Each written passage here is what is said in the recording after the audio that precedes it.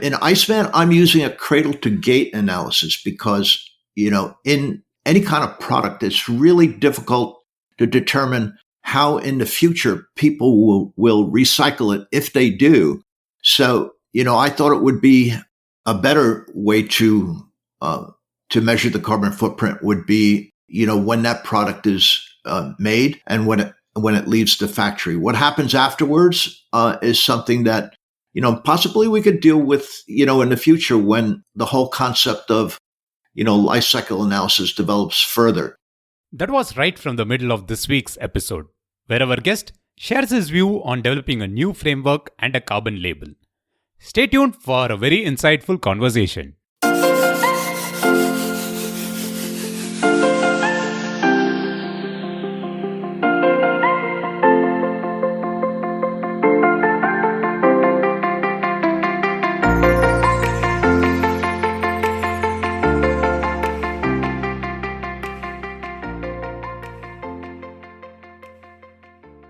Hello and a big warm welcome to yet another episode on the Mission Shunya podcast. I am glad to have you back on the podcast today. Hope you're doing well.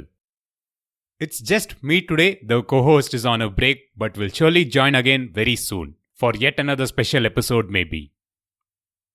This week we are back to discussing an interesting and a relevant topic around the theme of global net zero carbon economy transition.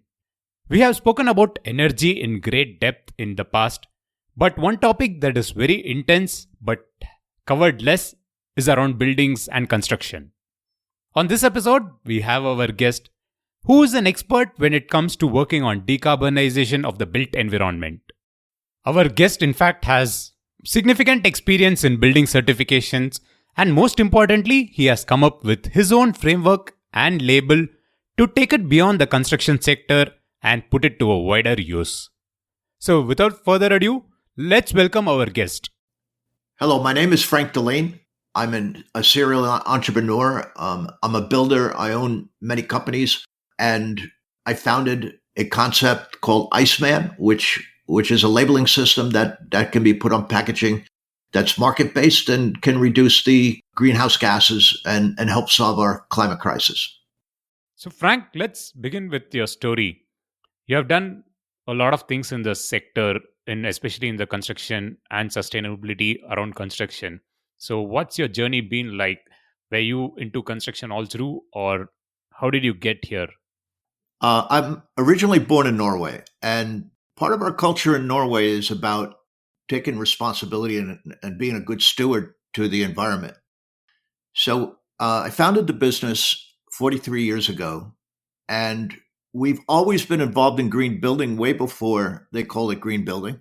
We've always focused on energy efficiency, reducing air infiltration, and adopting emerging technologies as they were coming up, whatever it was, whether it was structural, whether it was energy efficiency technologies.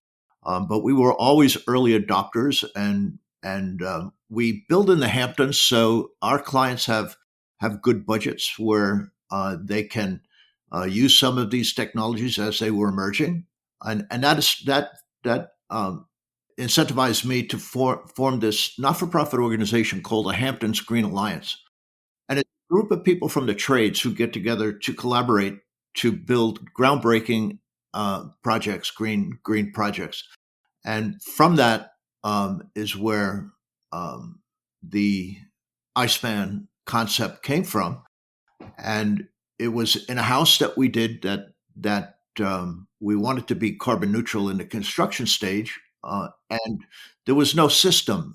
So I adopted the system of the greenhouse gas protocol, which is developed by the World Resources Institute, and I applied that to construction, and then we had a third party that certified, and it was the first building in the world to be certified carbon neutral. Wonderful. We as a company ourselves became carbon neutral. We had a carbon audit. We became carbon neutral, and the major subcontractors became carbon neutral also. So it was a great project. It was the largest LEED Platinum home. That's U.S. Green Building Council LEED Platinum, and and out of that, because construction is manufacturing, out of that, I thought about creating a label that could be put on packaging that could indicate the carbon footprint of the making of that product all the way down the supply chain to where the natural resource came out of the ground. Very similar to the same way that we measured the carbon footprint in the construction stage of building, all the embedded energy, all the embodied energy in the materials, and and then I mathematically converted that to an indexing system that can, from 1 to 100, that can be easily understood by the consumer.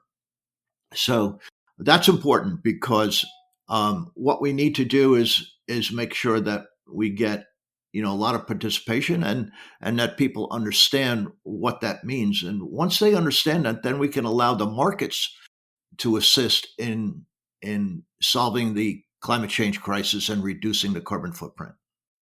Wonderful. That's a good short background about your work that you've done. And before we get to ICEMAN framework in detail, why is construction sector so important in the global emissions overview? Why is construction very important? And when you got started 20 or 30 years before this, it wouldn't have been a major issue. But what was your motivation at that point to focus on decarbonizing the construction space and looking at it in a big picture?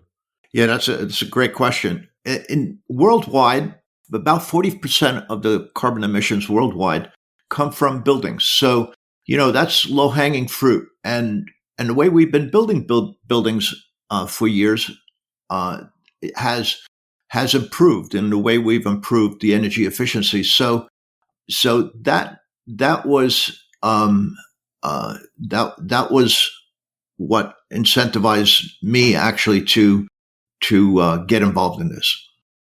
Moving on from construction to the bigger framework for having like a carbon label, how did ICEMAN framework develop? And did you start with the construction and then develop the overall framework and label?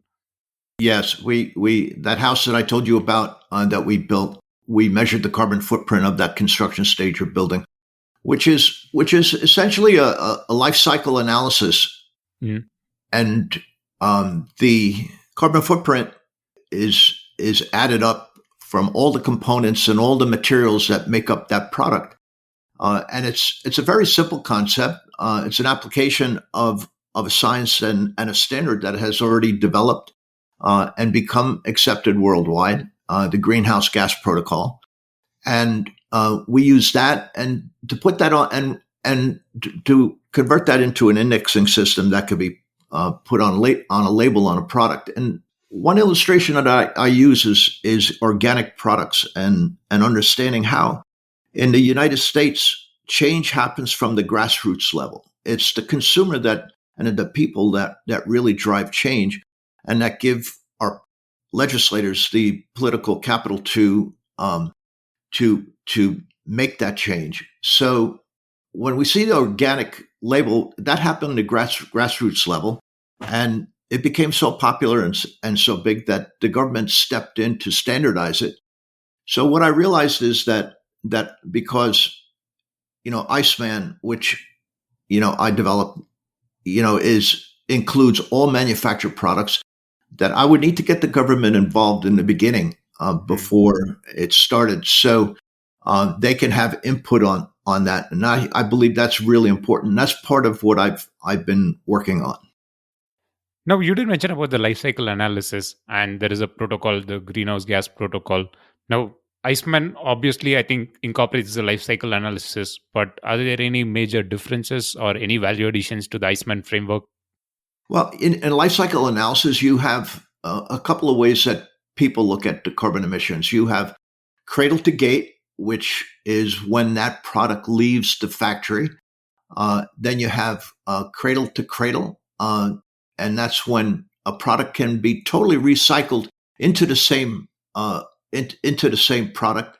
The first illustration I saw of that was actually with carpet and the carpet industry, where they were able to recycle and pull out the nylon fibers from the carpet and the backing and recycle everything into making new carpet. So Then you have cradle to grave, which is analyzing the carbon footprint from the beginning to when that is disposed of. So put into a landfill or recycled again in some way. I'm in ICEMAN. I'm using a cradle to gate analysis because in any kind of product, it's really difficult to determine how in the future people will recycle it if they do.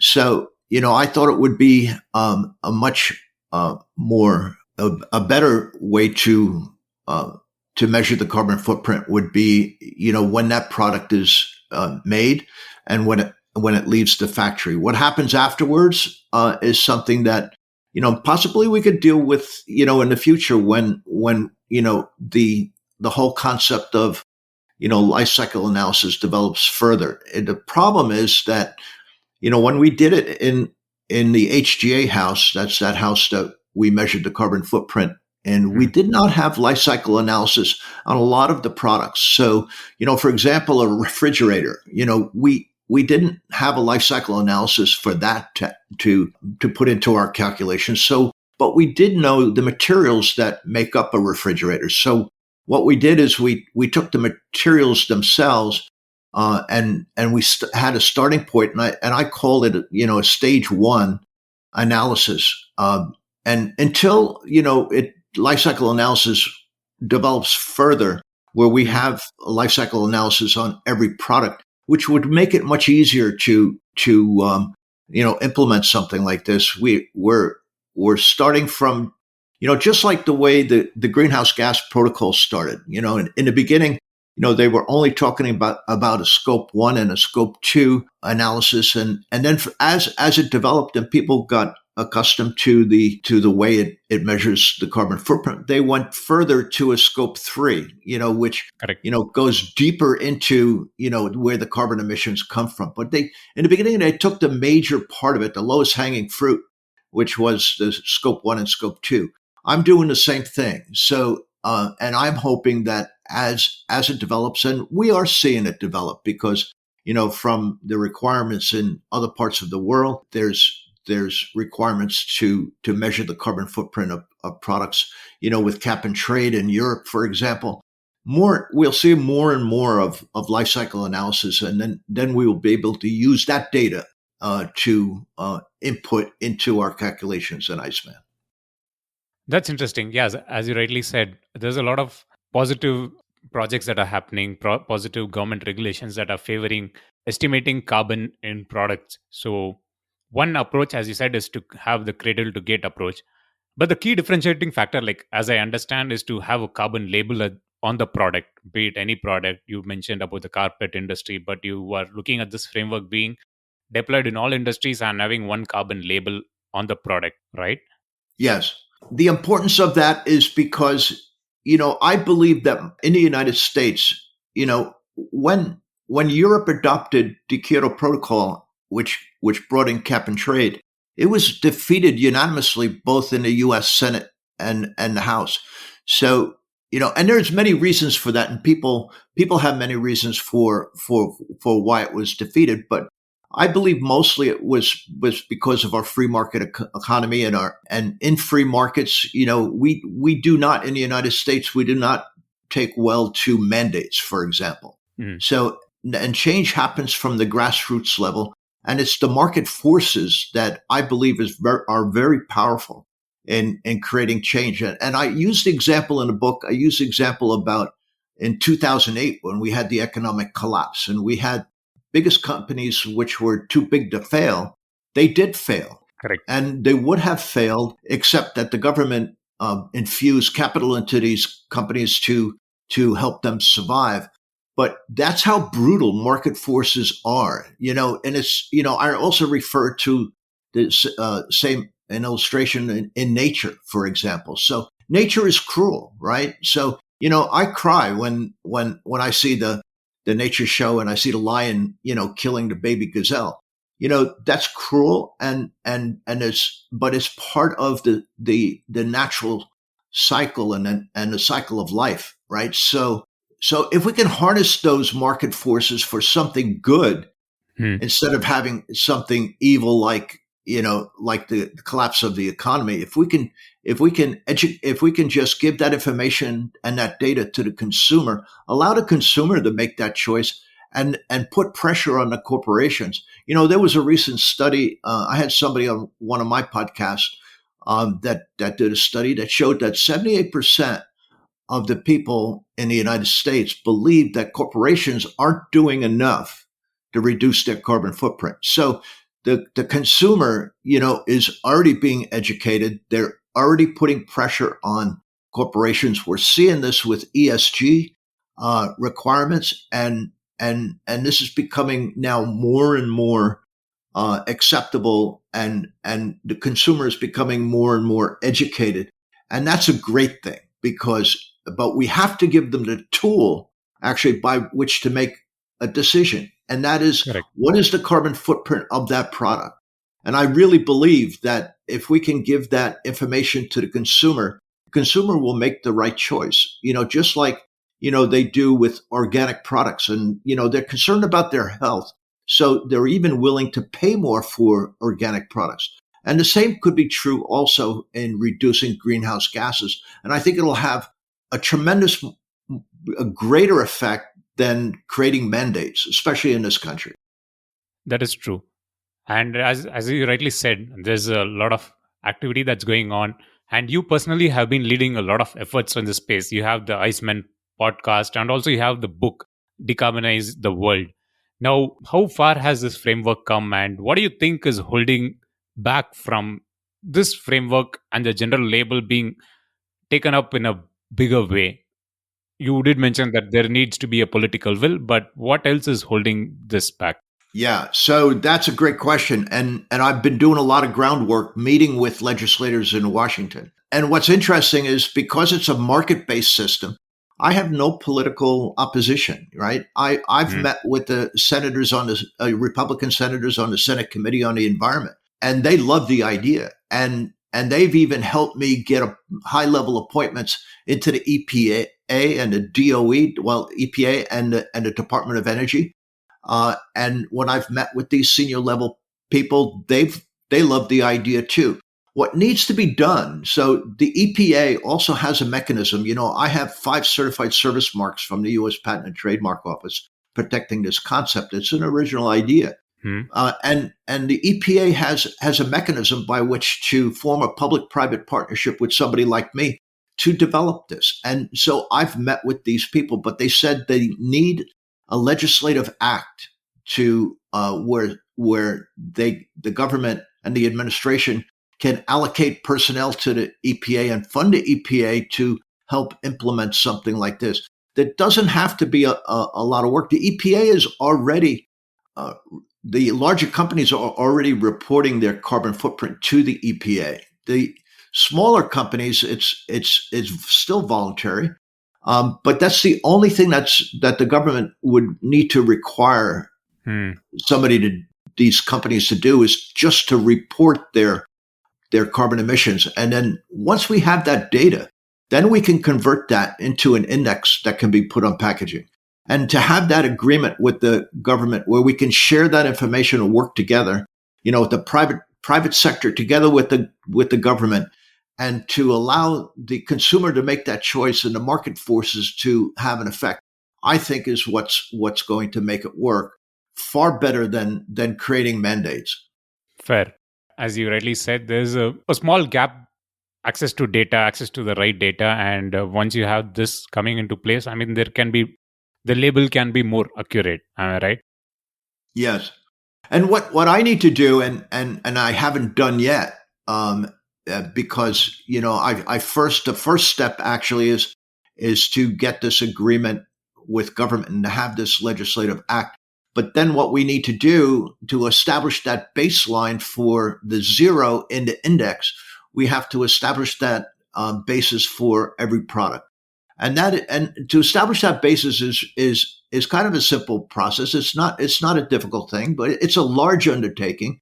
But it is taking the worst case scenario in creating a product. And I'll give you an example.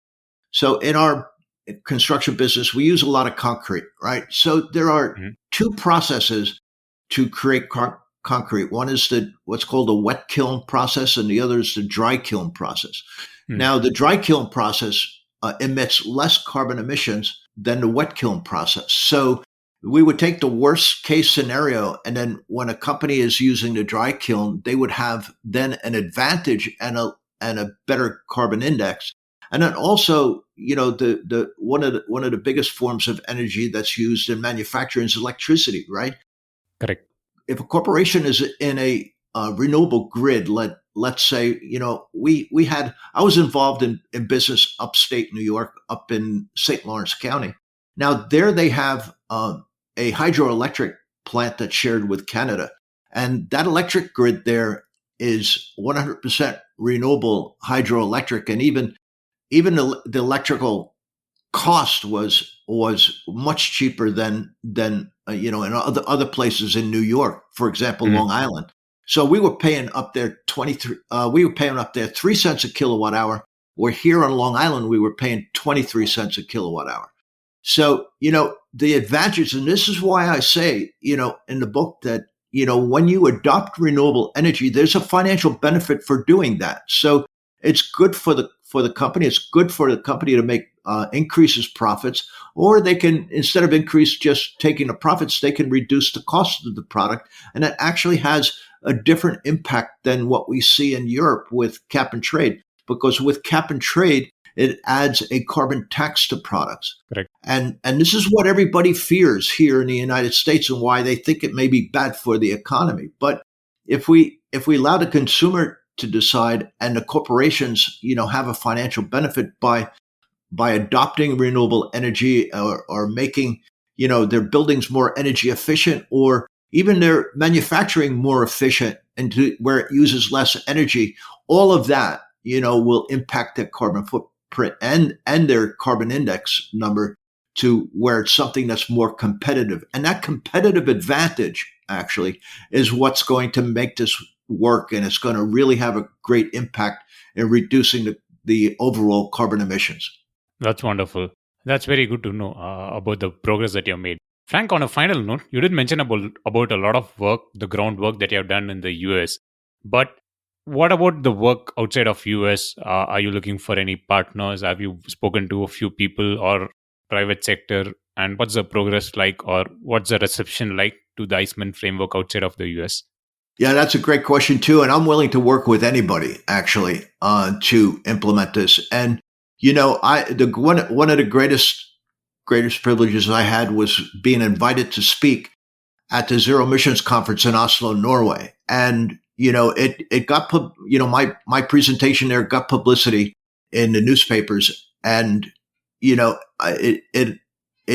triggered this. It allowed me to work with the Norwegian Parliament actually to see if the Norwegian Parliament would be willing to be that, and the country of Norway being willing to be the first country to adopt something like this. So they were, but they still did not have same with the United States, did not have the political capital to do it. Mm-hmm. And but I believe that the administration now and the way the consumer awareness has been increasing, I think now is like the perfect time to do that, and I think it's all ripe to set this up. And anybody that's willing to help me to do that, I'm open to what anybody's ideas into helping make this work, because I really believe that it's something that's really powerful, because we really have to do a lot of work. The UN has bringing the countries together for years, since 1992 when they had the first Earth Summit at Rio, and the last Conference of Parties in Glasgow in last November, and they considered it a failure actually, because the countries are not getting together, and there's a lot of good reasons for that, because you have political reasons, you have different economic systems, you have different cultures, and to get everybody together, would be, they're finding out to be, almost impossible to do. So, what everybody has in common, and because of globalization, we're buying products from China, we're buying products from other countries in the world. And when, our government could say if we're importing products from China, for example, that China has to have a carbon index on its products to be able to be imported into the United States.